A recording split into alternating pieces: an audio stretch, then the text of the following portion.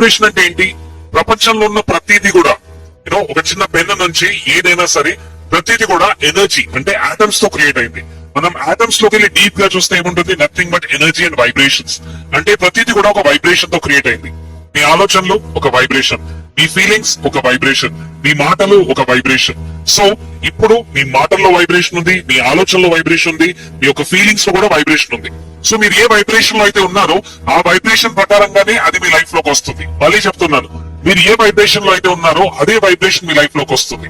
So thoughts becomes things అంటే ఏంటి? మన ఆలోచనలో ఒక ఎనర్జీ ఉంది, ఒక వైబ్రేషన్ ఉంది. సో మనం దేన్నైతే కంటిన్యూస్ గా ఆలోచిస్తున్నామో ఆ వైబ్రేషన్ మనం రిలీజ్ చేస్తున్నాము. ఎవరైతే కంటిన్యూస్ గా నాకు ప్రాబ్లమ్స్ ఉన్నాయి, నాకు ఛాలెంజెస్ ఉన్నాయి, నాకు డిఫికల్టీస్ ఉన్నాయి అంటున్నారో కంటిన్యూస్ గా వాళ్ళు ఆ వైబ్రేషన్ లో ఉంటున్నారు. గమనించండి, మీరు ఏ వైబ్రేషన్ లో ఉంటున్నారో అది మీ లైఫ్ లోకి వస్తుంది. ఎందుకంటే ప్రపంచంలో ఉన్న ఇప్పుడు ఏదైనా చూడండి, అది ఫస్ట్ ఒక పర్సన్ ఆలోచనలోకి వచ్చింది, రైట్? ఆలోచన నుంచి వచ్చిన తర్వాతనే అది రియాలిటీగా మారింది. ఒక పర్సన్ కి ఇద్దరు బ్రదర్స్ కి నేను కూడా పక్షుల్లాగా ఎగరాలి అనే ఒక ఆలోచన వచ్చింది. ఆ థాట్ తర్వాతనే అది రియల్ గా యాక్చువల్ గా ఏరోప్లేన్ లాగా క్రియేట్ అయింది. I'm talking about right brothers.